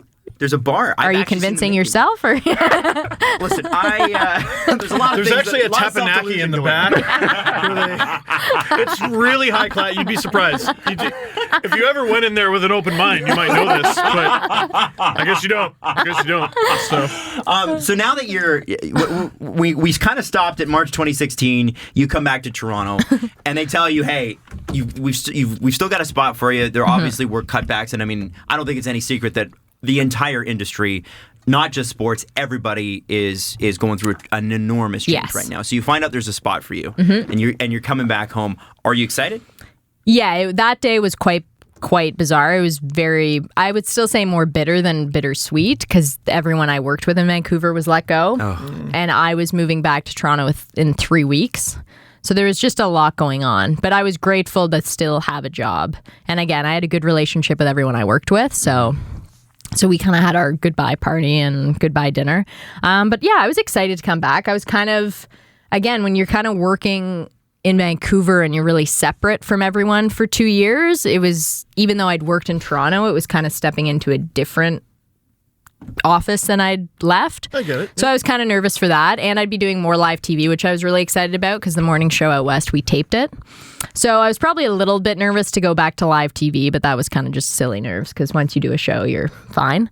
But I was kind of nervous. I didn't know Carly very well. But when I started with C-Ball, I didn't know him well. So I kind of thought, okay, hopefully, I'm sure we'll get along. But you never know how it'll end up. But I always say too, chemistry-wise, I think it was my old boss said it when I moved to Vancouver that it takes about 90 days to kind of really build good chemistry. And I really found that with C-Ball and Carly. Because you kind of, when you work with someone new, especially at the desk, you need to, it's like what you guys have, right? You know their tendencies, you know their timing, you know how to set them up. But yeah, Carly and I got along really well from the get-go. I find So it was too- nice. Went to a musical like 3 did? weeks in, Which on a one? Wednesday afternoon. Kinky Boots. Oh, nice. Yeah, because Brendan Dunlop's fiance was in it. Really? Yeah. I didn't know. Wow. That's something I didn't know about Brendan. That's amazing. Yeah. Are Yeah, they it was married really now? good. Does they Brendan will be. Dunlop like soccer? Just a little bit from what I've heard. Like casually? Yeah, Oh, okay. casually. Yeah, casually. He'll, sure. he'll make so many references in shows during PAX. I'm like, I have no idea what's Yes, going he on. doesn't even use the North American terminology. Yeah. He uses the real legitimate- Penalty. Yeah. Penalty. Going down to the pitch with your kit. Oh, the footy. Yeah. Oh, it's a footy on. And by the way, Villa. who's better dressed, Brendan or Faisal Khamisa? Ooh, that's a good question. Are you trying to start World War III? I might be. Yeah, I'm going to I plead hope the they hear fifth. Yeah. You're gonna plead the fifth? That wasn't That's an a option. smart. That's a veteran move. How dare you, Adam? That is a scary I feel like question. what Faisal's is more flashy, I feel like. Yeah, because he goes with the bold colors. Oh, yeah. But Brendan does the patterns really well, I find. But, Yeah. Faisal He's got only nice ties, uses too, these, Brendan. And Brendan will never do that. No? Yeah. Yeah, true. Shoe game's different. Yeah. I've actually never really looked at Brendan's shoes. Ken Reed, he wears golf shoes on the desk. Does he? Whether they go with his suit or not. With the spikes? Yeah, they're like these rubber. Well, they're rubber. So they have very kind of loose kind of spikes. I don't know how you'd explain but yeah, they rarely go with his suit. Friggin' screwing up the floor That at is so Sportsnet. Well, no, it's rubber. It's soft. Yeah, they're soft spikes. They're not the Okay. The intense Listen, don't ones. let Ken off the hook. Never let Ken off the hook. Yeah, no, it's so you come back, you're doing this show with Carly, and you were talking about chemistry. The thing is, you either with people you have chemistry or you don't. Yeah. And even if it takes 90 days to build, if you get it at all, it's rare. Totally. So I've been very lucky where C-Ball, he and I got along super well and the chemistry was really easy. And I find too, the more you spend time with people outside of work too, whether it's just going for beers or just hanging out, the better you are on air too. But yeah, Carly, it was just really easy from the get-go. That's what's fun about anchoring too, though, because everyone, when you anchor with different people, which especially in the summer happens because of people on vacation, and Ivanka Osmak's on mat leave, so it's fun because everyone's very different. So just reactions and the type of show is very different. Like someone like Ben Ennis, when I work with him, I can barely keep it together because he's so funny. He's very funny. Yeah. So there was a show, like, especially I find Friday shows get kind of silly because it's Friday. But there was a show maybe a month ago and I burst out. The camera girl, Michelle, was laughing and the camera kind of jiggled and I lost it. And I had, in the middle of I forget what I was talking about. I said, I'm sorry, I'm losing it because this show is there just was a fire. Yeah. No, luckily it wasn't like that. So in sports, you can kind of get away with it. But I do laugh a lot on air. People comment on my giggles on Twitter a lot. Yeah, I figure if you're having fun, then the viewer will have fun. Absolutely. Right? As long as it's not fake fun. No. Fake fun's no fun. But one of my favorite bits that I used to do with C-Ball and I'll still do is fake anchor laugh. So you tell a bad joke and then it's Yes. That's good. Yeah. That was good. You do the teeth too. Oh yeah. Yeah, it's really forgotten. Yeah. Yes. Very important. Yeah, it's an art. I want to get back to something you said because I think it's something I've never really been able to put into words. The 90-day rule, I think, is so smart because I'm encouraged by how many people will send me, their new YouTube channel or their new podcast, and hey, we're trying this out, and you inspired us to do it, and we think it's going to be great, and they don't last 90 days. Yeah, you got to. They don't even give it a shot for 90 days. Yeah, I think all good things, everything takes time. So whether it's a new show or a new partnership, you've got to find your legs. Work at and it. I think one of the things I learned too working with C-Ball, just because I was nervous moving to Vancouver, was I think early on I tried to force it a bit too much, right? Because people, you want to do a good job, but then you try and be funny when you shouldn't, right? Just ease into it and be yourself, and then the partnership and chemistry will kind of find its way. But I mean, that takes time and mistakes and learning. Well, Yeah. I found it with radio, especially because I was all alone in a booth. Yeah, that's tough. It's no tougher than being on TV, right? It's all in how you learn. Well, it's all different. Yeah. But you learn how to be yourself publicly. Yes. Which most people don't like. When you're giving a speech in school, it's like, well, I have to be prim and proper and well spoken, and I'm not going to say and and like, and what you realize is that the ums and the ahs and the like is what makes you you. Yes. Right? That's your cadence, the way you speak, the way you emote, the way you use your hands. That's all you, and you have to realize that that's okay to bring that to the forefront. It took me a long time to get there. Yeah, I think especially in your 20s too, right? Because you're still just figuring stuff out from coming out of school and figuring out where you are in the workplace. And I was always very cognizant of the fact too of knowing my place in the business. Now that's not to say you can't be you, but you need to respect kind of your elders and everyone else in the business. So when they give you feedback, listen and take most of it, but also listen to take it all in and then decide what you want to do from there. But I find, now sitting on the desk, I don't think I'm any different than I am in person. I mean, my posture is a tiny bit better, but that literally happens seconds before I'm on camera. Right. But Is this what we're doing? Yeah. Yes, for sure. Well, we're going on there. the directors are always say, Carolyn, can you move your chair up a little bit? I said, no, I think it's, oh yeah, no, you're fine. It's just my posture.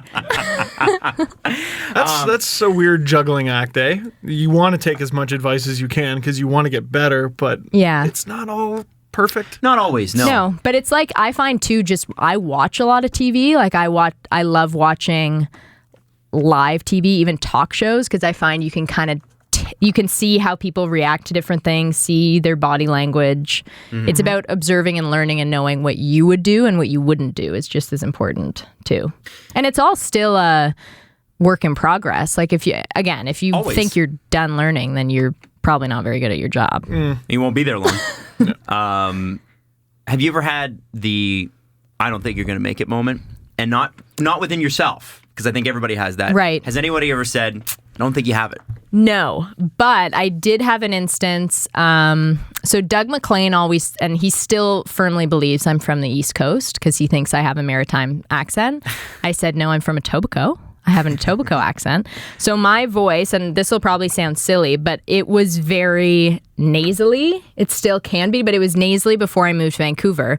And there was an old boss who said basically that it was really bad and it needed to be fixed. Now, a different boss set me up with a voice coach when I moved to Vancouver. I know this sounds silly, but it actually made a huge difference. It was a dialect coach, so learning how to kind of elongate your vowels, and it would save your voice too.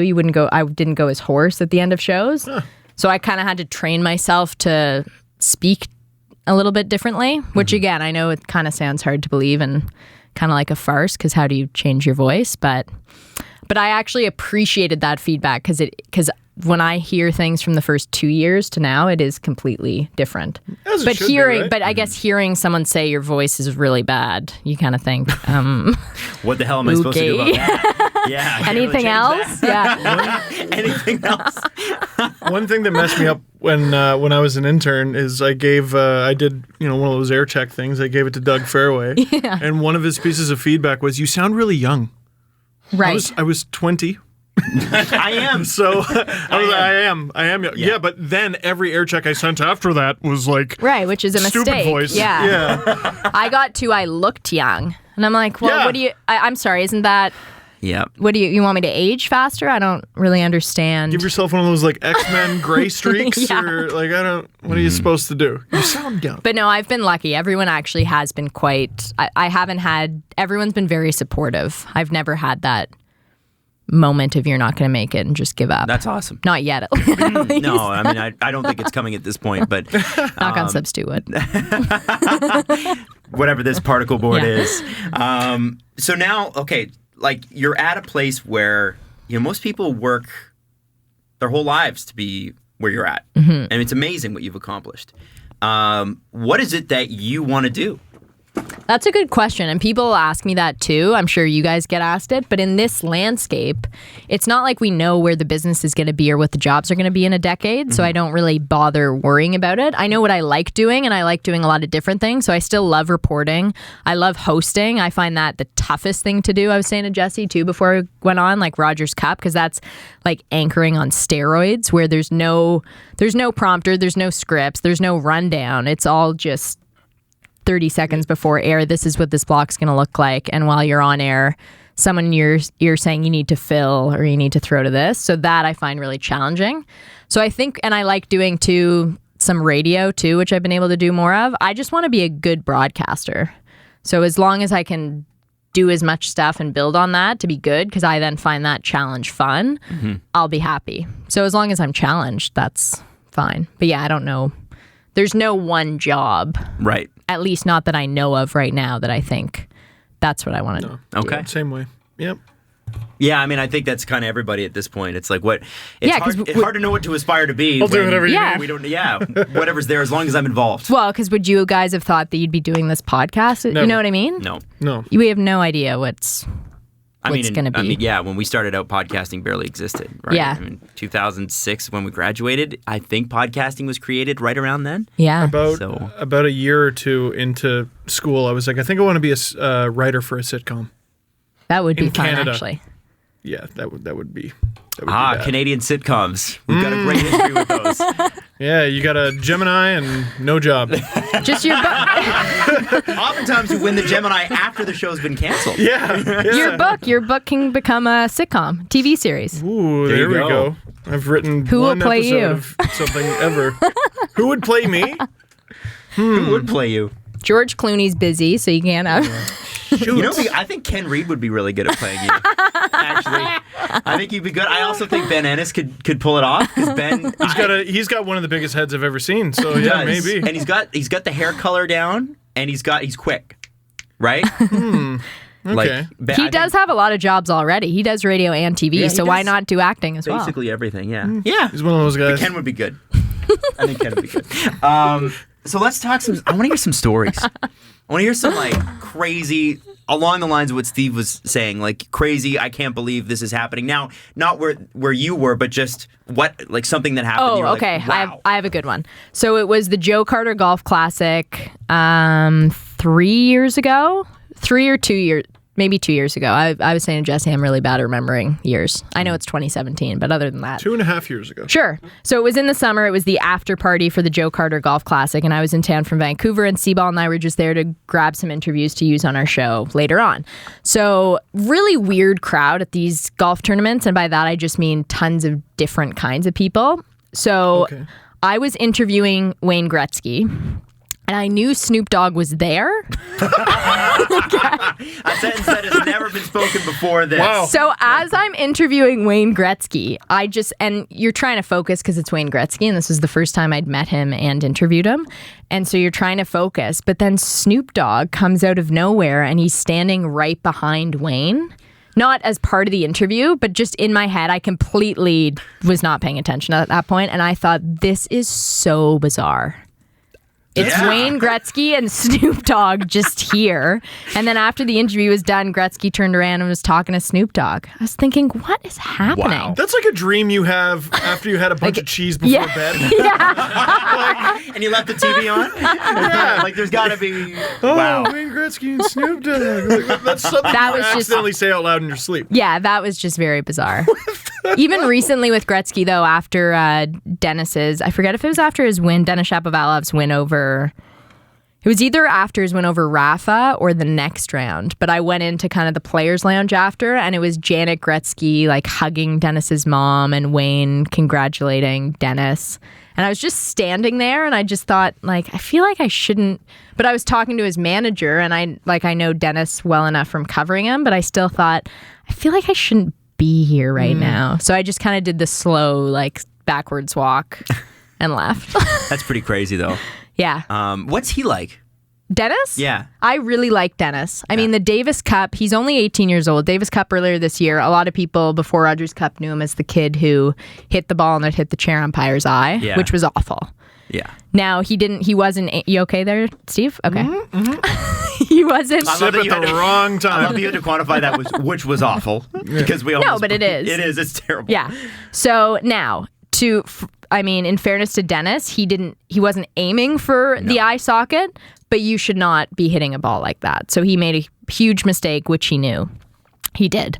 But he's 18 years old and he's learned from it. I'm really impressed with him, and I think it's a testament to the team he has around him and his parents, where he's a good kid. I feel silly saying he's a kid, but he's 18 years old. He's a kid. Because even after I saw him in the restaurant after he beat Rafa, it was the next day, and I said, "Oh, how are you feeling?" And he said, "Oh, hi, Carol." Like, he's just very normal. He said, "Oh yeah, I'm really tired, and all these people are texting me." I said, "Oh, that's got to be weird." He's like, "Yeah, even these girls from high school who never talked to me then, now they're texting me." I'm like, I totally get it. of course But they are. then it kind of went quiet, and then he said, "How are you doing? How's your week going?" And I'm thinking, that's nice. You know what I mean? Yeah. Like, it's just and I know that's how any human should act, but considering the moment, he said, "What are you up to after this tournament? Like, are you back on the desk, or will you be?" And I thought, this is nice. We're literally in the biggest 24 hours of his life.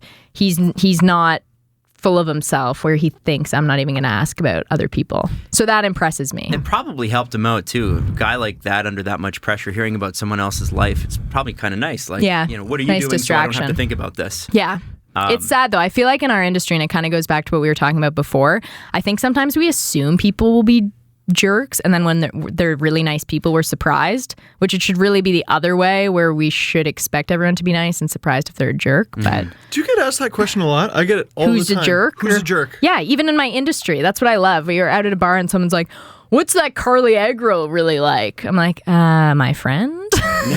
Yeah. Well, I meant athletes, but also coworkers too. Yeah. What's Kyprios like? It's Yeah, always exactly. Kyprios. Always Kyprios. And also what I love too is, do they think even if we didn't get along, which we do you think that I'm now just going to tell you? Shred them in front of you? Funny you should ask. Total dick. Yeah. But yeah, I get asked that about athletes a lot. People see what they're like, but it's not like we know them in a professional basis. It's not like we know them. Yeah. There's been a Overly few where personally. I'm like, I caught him on the wrong day, but like I don't hold it against them. Yeah. Yeah. Yeah. Absolutely. Well, and they're pros too, right? Like there's a wall up there for sure. Yeah. Especially when it comes to like the Leafs, who you covered. Yep. And you covered them on the very quick ride down the hill that they took, right? It was Yes, there was the playoff year, but that was the lockout year. right. And so it was the Randy Carlyle years, and it was I actually always liked Carlyle, and he was always pretty good to me. I mean, Seems most like of he's it. a fun guy. Yeah, and again, it's knowing how to manage personalities. So with him, he did not want to be asked about the goalies ever. He did not. That's when it was James Reimer, your favorite, and Jonathan Bernier, and it was 1A and 1B with Bernier as 1A and, well, whoever.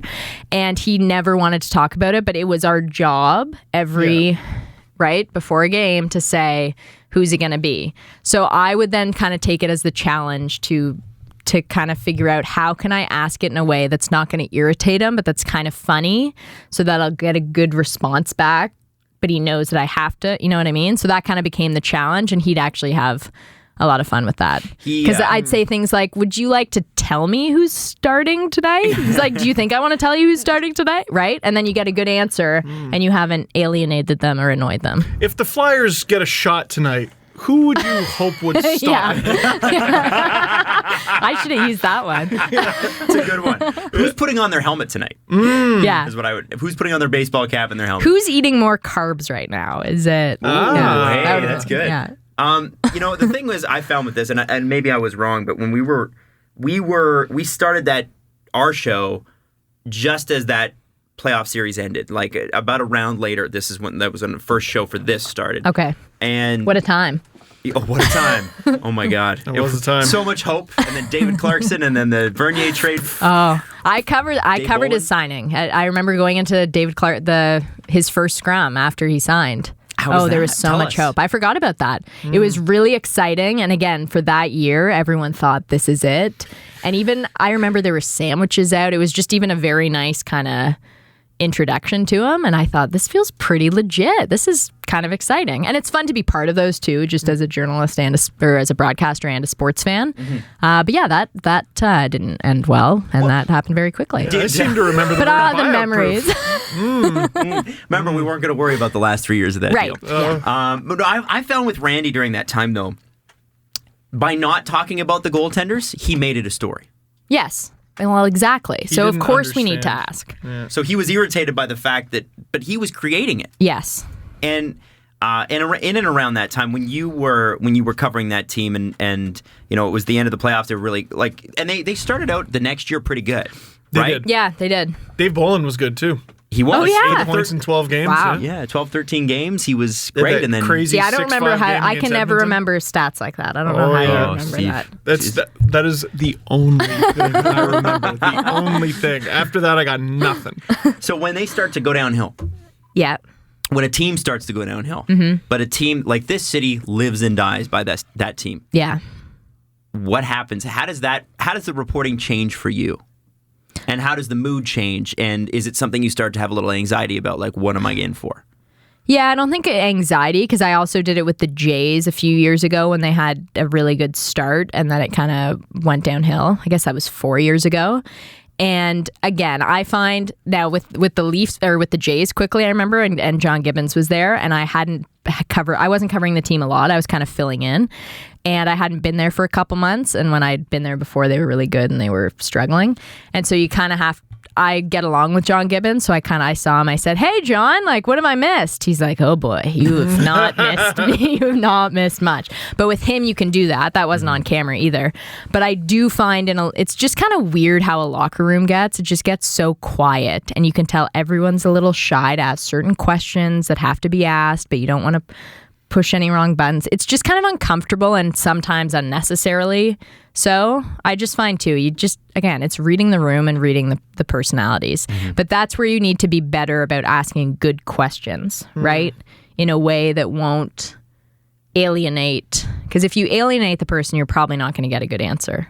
And that's where too, with print over TV, for instance, it's best if you can speak to them off camera first or at different times. If you're only going to them with a microphone and a camera with a light, that's when people tend to tense up. You can get the good stories if you just talk one-on-one with people off air, because then it's, again, kind of like you're not out to get them. I'm not trying to report anything. I just want to talk and get some background. I haven't made up a story before asking this question. I want to know, because I think that's what a lot of them are afraid of, is that there's an angle. There's a specific angle that a reporter wants to tell, and they need the quote to fit that. Right, which happens a lot, but you also need to listen to what they're saying and see if there's a better, different story.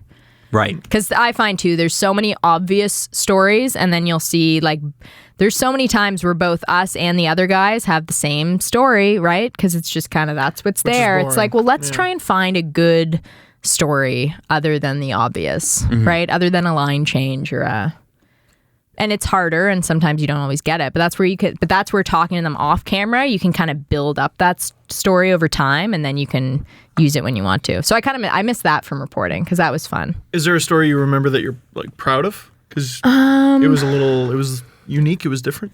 Yeah, I remember there was one when I was covering the Leafs, and it was on James Van Riemsdyk, and it was on how many goals he had scored that year from within and around the crease. And it was just very different than any of the stories that week, because he was going on a tear, and I thought, this is just interesting. So I figured out the stats and talked to him about, and other people about it, and talked to the goalies too about what makes him so good in and around the crease. So stories like that, I know it doesn't sound like much, but I like it because it's just it's different creatively. It's not just what you're getting out of the scrum. No one else will have that story, because that's what you got. Well, I think often, like, if a player goes on a tear, someone will ask them, what's behind this? Yeah. But you actually went and did research, and you went, right. This is what's behind this. Yes. Now talk about that. They would appreciate that. Yeah, I would think. Absolutely. I think so. Yeah, because you're getting, it's what's different. Why is this happening? Glad you noticed. And, Yeah. I've been working on, and then bang, you got a Right. story. Yeah. Ask a player how they're taping their stick. They will love you. Really? It's definitely different this week. Yes. No, it's crazy. It's crazy. God, wow. Yeah. Because they're all I think sometimes we don't give players the credit they deserve, and we think they're like kind of lugheads, but like, ask any NHL player about their stick, with the exception of David Pastrnak. That's an abomination. His stick. Oh, he just friggin'... He might as well put scotch tape. I have no idea how he scores so many goals. But every other player, they're super duper particular about To be their stick. honest, having played hockey, it doesn't matter that much. Yeah, And but look at people- you. Yeah, I was going to say. You're the show. That's You're like right, saying I'm not playing in the tennis, show. it doesn't matter what racket you use. Well, for most of us, it probably doesn't, but... No, and you know what? Okay. They could probably tell you like, what it's made out of. Matters. John Carbon Sales, actually. That was Okay. our team sponsor. Very cool. Westhill Golden Hawks, Malvern Vipers. Yeah. Okay. What I mean is the stick matters. The player holding the stick matters. But we're talking about a layer of tape that is less than a millimeter thick. Now we have a story. See? We have How much does it matter? a Yeah. very minute detail that these players put a ton of stock Right, into. and my point is the amount of time they put into that may be disproportionate to the effect that it has on their game. If they're good at handling the puck, they're good at handling the puck. I agree. Let's tell Sean McKenzie. He can do this story. First day of training camp. It would be First day of fun. the rookie showcase. Just talk about this. I like it. I like it a lot. He doesn't know it yet, but he's doing the story. Yeah, we'll just message him right now. Dear Sean. Assignment desk. Talking about questions, though, that's why I wanted to get into broadcasting too, because it's like talking to anyone. I figure everyone has kind of their soft spots, like, because if someone talked to you about blank, you'd open up, right? So now in a Leafs locker room, or a daily story, you're not going to get those types of stories, but features, that's what I kind of find fun, is if you can find those things that make people tick and then get the story out of that, because then they become a person as opposed to just an athlete. Right. So what's been your favorite that you've done? Actually, if I think back to university, and I think it was maybe one of my favorite interviews, it was with, his name's Jerry Boss. I'd say at the time he was probably in his 70s. This was 2010. Vancouver Olympics. He lived in a small, modest house in London, Ontario, and he was Christine Nesbitt's longtime coach, the speed skater. So I went to his house to do an interview, and he and his wife were there, and it was just like a shrine to Nesbitt. Like he had binders of newspaper clippings of all her races, everything. He collected hats from all the Olympics. He gave me an extra one from Calgary that he had that I still have. Wow. And I was there with him when we were watching one of her races, and it was just so cool because he just loved it so much, and he wasn't in it, of course, like the fame and attention. He just loved it, and that was just neat because it's when you're in someone's house too, they're just very open and honest. So that was really cool. I also got to interview at Rogers Cup Marion Bartoli after she won Wimbledon. So I think that was summer of 2013, and it was her first tournament back, and that was the only slam she won. She just kind of went on this ridiculous run, and our sit-down interview turned into talking about her paintings and how she was painting more after Wimbledon because she kind of got this new found creativity. So things like that I just find interesting because it's not what you'd think you would talk about with someone, right? Not at all. Like I went into the interview trying to get what went well at Wimbledon, all these kind of clips to use during the tournament, during matches, and I just left with kind of these awesome stories, which were so much more interesting than what was happening on the tennis court. Did she retire? Yes. I think I remember. Yeah. Yeah, shortly after. She won, and then it was like, I guess, kind of the opposite of like all the Bouchard attention. It was like she won and nothing. Yeah.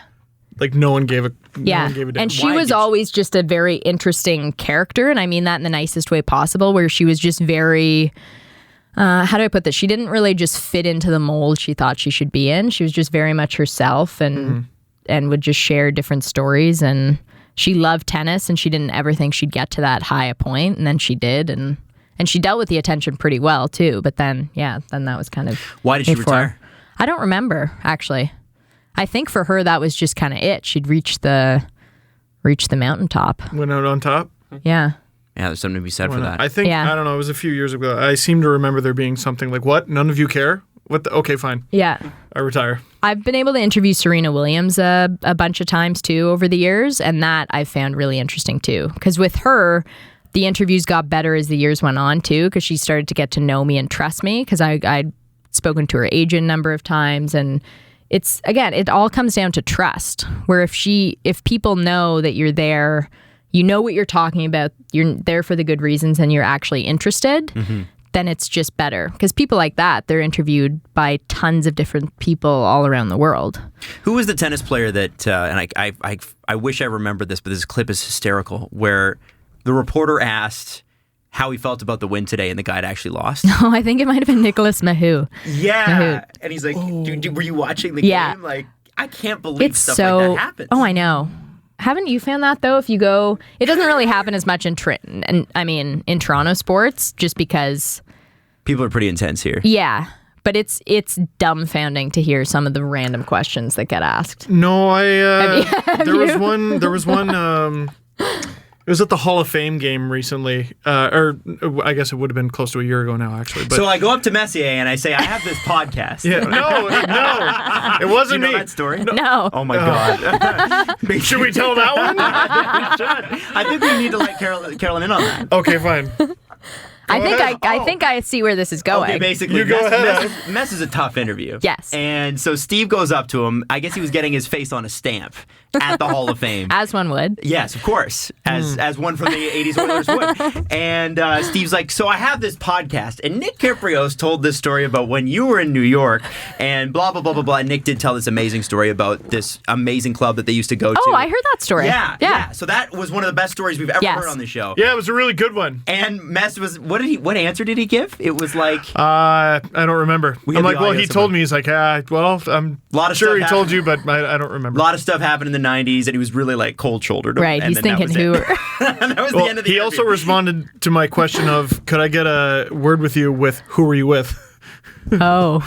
Yeah. He was not into it. Yeah. So anyway, we've agreed from now on that if we're ever doing an interview outside of the show, we don't start it with "So I have this podcast." Because instantly you're out. No one cares. No one cares. Anyway, so The Steve story Dangle, I was telling- Sportsnet. But yeah. you also wanted him to hold a cookie above his head. That was years ago. It was a Stanley Cup cookie at a Rogers event, and I thought it'd be a really funny picture if he held it if above a his grown head. ass Man, you're took a daring. cookie. So that's the first time you ever spoke to him? Yeah, and he just went, no. And I was like, Steve. cool. Mark Messier will not be my friend. I think. there's something If you it just have was to a let go. Lay's chip, though, he would have held it over his head. Oh, yeah. I mean, you got paid lots of money for that. So I'm sure he would have. I'm sure he absolutely Or would maybe have. the Rogers disc, like the logo that we have. Yeah. Guess he works for us too. Oh, that'd be Game good. Center? That'd be good. I'm sure if I slipped him a check, he'd do whatever. I'm sure. Steve might be a little bitter about his might be. Messier No, might I'm be. not picking up on that. The story I was gonna say, Adam, was I was at the Hall of Fame game last year, and there's like a huge scrum around Eric Lindros, and someone just goes, "Who won the game?" Like, I know it's not a high stakes game. It literally does not matter who won. How don't you know who won? You should know that. You should know who won the game. And if you don't ask. Don't ask. Don't ask who won. Exactly. Exactly. And it- Pretend like, it yes. doesn't fucking exactly. matter. So don't ask the question. If it doesn't matter and you don't know, then like, I mean, Yeah, if that's it's- uncomfortable. If you're at a Leafs game, you should know. If you're at a tennis match, you should know. Yes. Right? But I mean, I feel like at that point, it's like, what's it like to be out on the ice again with all these legends? Doesn't Like, that happen more during the playoffs and the big games when the other media comes in, like the local news, and they're not really following the teams all year, and they ask the other questions because they don't really know about sports? Yeah, I think that's fair. And they come too with different stories, right? Because it's so like, what's this mean to the fans? And then if you're there and you're asking about line combinations, you're kind of like, I don't care about this question. right. But you got to fit everyone in. Yeah. It's the safe answer. Messier is the best. Hold a cookie over your head. The cookie's better than the, hey, I have a podcast. You think that's better? I think so. Wow. They're both pretty dumb. I have a lot to learn. I am really surprised that you asked an adult human being, especially one that used to like club people's faces in with his fists. That you like. A lot of people would have done it. If you ever a lot of people would have done it. If you've ever stood next to Messier, and I'm not saying this to you, Caroline, because I know you have, but like anybody, if you ever meet him, he's a gigantic man. He's a big person. Made taller with a cookie over his head. Correct. Very true. It's got stilts made of money. It's an illusion. It's just got like those Mayweather like money phone. He walks around. He's got like platform shoes.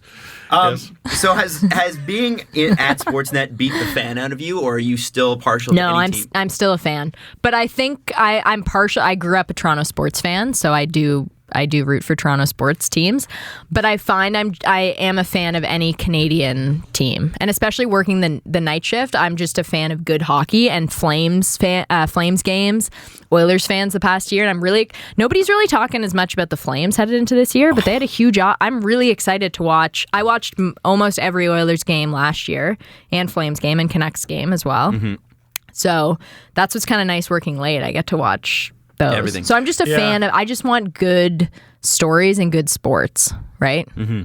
So Well, however that happens, That like Oilers Flames rivalry this year is it's going to be be amazing. good. Yeah. It's going to be really good. Yeah. The Flames, to me, are the biggest swing team, maybe in the NHL. Yeah. Like in terms of how good or bad they could do. Well, and their defense too. I mean, you could argue that that's one the of, best. if not the best. Now. unbelievable. On paper, of course. Mike Smith, I'm not totally sold on, Yeah. but like he might not even have to be that good. Well, and that's because when Kipper was on last year around this time, he said the Leafs will go as far as Freddie Anderson takes them. Nailed it. Is that the same with the Flames? Are they as No, good as because Mike Smith? No, because the Flames have better D than the Leafs do on paper. That's very true. Yeah. So They have two pairings that are better than the Leafs top. Yeah. Probably. Yeah. Yeah. But yeah, I just want good sports and good teams. Like living in Vancouver, even I just loved even good broadcasting, which I know kind of sounds silly, but I mean Vin Scully, he's since retired. But that was the best living out west. And even last summer here, where there's nothing really going on and you're waiting to go on at 1 a.m. Eastern and you're just listening to the sweet tones of Vin Scully. His stories are amazing. They're just incredible. And at that age that he was doing that, it's It's nuts. We ran one on the show. Cole. Where Yeah. Bob Cole, another Almost guy. 90. Yeah. Yeah, amazing. No, there was the Vin Scully clip about him talking. One of the pitchers like saved a deer. Yes, And I he's, remember like, that. telling that story. We Yeah, ran it on the and he show. times it perfectly too. It's blah blah blah. Oh, a ball just inside, and then he just continues on. It's amazing. It's incredible. So I miss that at nighttime, but it's in the summer. Who's your Wayne Gretzky in broadcasting? Who are the people that are like, I look up to, want to be like, take everything from? Yeah, that's a good question. One of them actually, so James Duthie I met when I was actually a ball kid at the Rogers Cup, because he was at the Rogers Cup, and this is when I was volunteering in charge of the ball kids. I had retired. Whoa, you're you were the ball boss. You're forced into retirement. Yeah, Danielle Michaud from City TV. Who we love. Yes, she was a ball girl and also volunteered in charge of the ball kids. What was your last year as a ball kid? Volunteering in actually I volunteered for the ball kids when I was here. So 2012 was my last year volunteering for the ball kids, and then the next year I was broadcasting. 5 years ago. And then the next, but I wasn't on court. I was just volunteering in charge of them. Yeah, no big deal. No, and then the next year I was doing courtside. So that was kind of strange. But anyway, what was I saying? Oh, yeah. So he was there, like chair umpiring a celebrity match. So I talked to him then, and I actually spoke. So he and Was I. that the Kornikova match where he was singing to where her? he's just obsessed with her and Yes. talking. Yeah.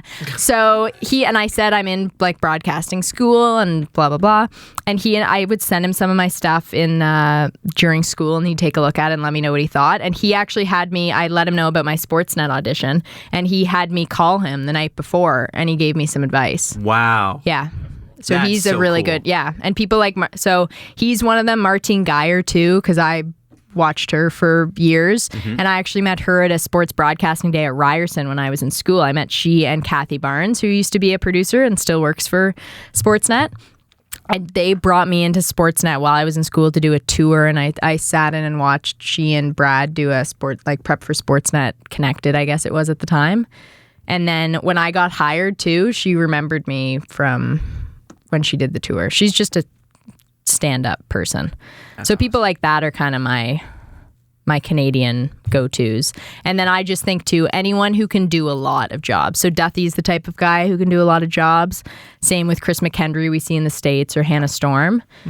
If you can do, because it's tough to do different jobs. And a lot of people in broadcasting kind of only do anchoring or only do reporting, which is good, and they master that. But to be able to do a lot of different things, that impresses me. Amazing. Wow. Any more questions, my friend? No, I was going to go through my phone to quickly look up who was the he's TSN been very guy upset whose name since we they couldn't couldn't- think Rod of. Black. Rod Black. Oh, yeah. No, it wasn't Rod Black. It was Rod something else. No, it was Rod Black. He's very tall. Are you sure? The guy with the booming voice who looks like he could be Rod a bear. Smith. Rod Smith. Thank you. Oh, okay. Looks like he could be a The guy that bear. does all the, yeah. He sounds like he could be awesome. the voice of a cartoon bear. Oh, yeah. No, yeah, growing up, like, you might not have a grasp of this yet because you haven't been doing it for like decades and decades, but like, one day there's going to be someone who sees you and they're going to be like, I've watched you my entire life. Yeah, that And must be Rod bizarre. Smith was a guy like that for me when Yeah. I was at NHL Network. I remember just seeing him and being like, I've watched you for like 25 years. Like, do you understand that? Yeah. Well, and you get starstruck too. Again, that goes back, like, to come full circle from the start, that goes back to Catherine Humphreys, Yep. where to me, she was the best. And I was just kind of, I mean, I would talk to her at Leafs practices and that, but I was kind of too embarrassed to say, I don't know if you remember this, freaking but love you. you know, I should have just said, but just not in that creepy of a way. You did know? this bit in 1997, and yeah. Oh my god. So Yeah. I met my radio guy at the Grammys. Really? I was on one side of the carpet. He was on the other. Who- as in, who like, is it? Elvis Duran. Is Okay. His name. And he does a radio show out of New York, and it was called like the Z Morning Zoo, and now it's just Elvis Duran in the morning show, and it's on like, you know, it broadcasts like 10 million people every day because Yeah. it's syndicated. And so I'm reporting, and we're like, there's 59 positions on this carpet for the Clive Davis party, and the red carpet is an L shape. And so a lot of the artists, by the time they get to you, you're scrumming rather than doing one-on-one. So like I remember I had to like scrum for Stevie Wonder and Wow. like Lionel Richie and stuff like that. And you're trying to get a question in, and the American outlets are far more aggressive than we are. Yeah. Oh my God. They do That's not. in sports too. Oh, I bet. Yeah, it's just it's just the nature of the beast, right? More competition. So here he comes walking down the carpet, and in radio, like there isn't the if you're a musician or an athlete, you have like fans. You have like a fan support group. In radio, you do, but it's not the same, right? And it's not as recognizable physically, I guess, right? Yeah, if you're on the radio. So Yeah. I see Elvis Duran, and he's walking down the carpet, and I was like, Stevie Wonder, get out of the way. that's Elvis Duran. And I said, Elvis. And he's like, I feel like I know you. I'm like, you don't. And he's like, okay, well, it's nice to meet you. That was the entire conversation. You kept on. You don't, but it's great. Yeah. Anyway, so yeah, that was my moment. So at least you didn't have that embarrassing. I feel well, you know what? Right now. So I met Roger Federer 2 weeks ago or 3 weeks ago now for the first time ever, and Arash Madani makes a ton of fun of me because I just love Roger Federer and he's the best. And I make fun of my bias on Sportsnet Central too. I'll say, oh, the world's greatest the world's greatest tennis player, Roger Federer will be. And so Arash was about to do a sit down with him, and I just never met him before. So I said to Arash, is it okay if I just hang out? I'm just going to stand here, just to listen for the broadcast. And he's like, yeah, Carolyn, just don't embarrass yourself. I'm like, no, Arash, please. And so he comes in, and Roger's just so nice to everyone. And if he shakes your hand and he says, nice to see you, which is a veteran move, so that if he's actually met you, you'll be under the false impression that, oh my gosh. And I said, oh yeah, nice to meet you. I'm Carolyn Bub. And that was it. And then I was feeling pretty good. I was not awkward. That was good for me, pat on the back. And then he's doing the sit down interview with Arash, and he's wearing these gold Nikes that were just really flashy. And I thought, oh, I know what I'm going to say after this interview. So Arash finishes, and then I just say, by the way, really cool shoes. And I said it just basically like, cool shoes. But I thought that people would chime in, and it was just silent. And Federer just said, yeah, thanks. And then it was just very quiet. Well, he kind of left you flapping in the wind there. Yeah, I'm sponsored by Nike. I'm Roger Federer. Yeah, but I still don't think it was awkward. So then as he left, Arash is just like, you're an idiot. That was just so... And he still tweets me sometimes and just says cool shoes. Or the end of an email yesterday, it said cool shoes. I wasn't that bad, but apparently... Hey, hold this cookie.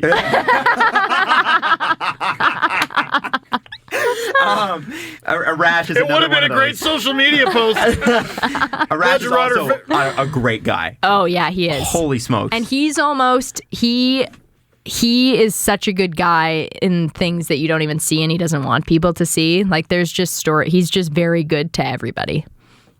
And he's just, he's That's a awesome. stand-up guy. But I don't like him to hear that, because then it just... No, we can't let that get to his head. I don't think he'd have time to listen to the show anyway, to be honest. Yeah, Thanks for the compliment. Nice shoes. I know, we were trying to play tennis, me, Arash, and Sharon Fitchman, who did analysis work for us for Rogers Cup. And I'm like, how about this Wednesday? I'm at Fenway. How about I'll be in Edmonton. I'm like, okay, you just let me know, and we'll You tell me figure when you're free and I'll be available. Couldn't just say Boston. I'm at Fenway. Yeah. I'm at Fenway Park. It's where the Red Sox You know play. what? Legendary. I would say that too. Oh, for 'Cause, sure. Like, you've earned that right to say Fenway, the park, the place to be. Sorry, Yankees fans. Yeah. Fenway is the place. Oh, it is. It's awesome. Yeah, I just said it.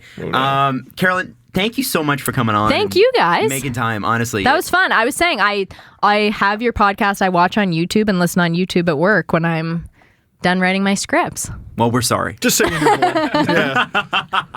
No, I say done writing my script, so I seem like a hard, good worker.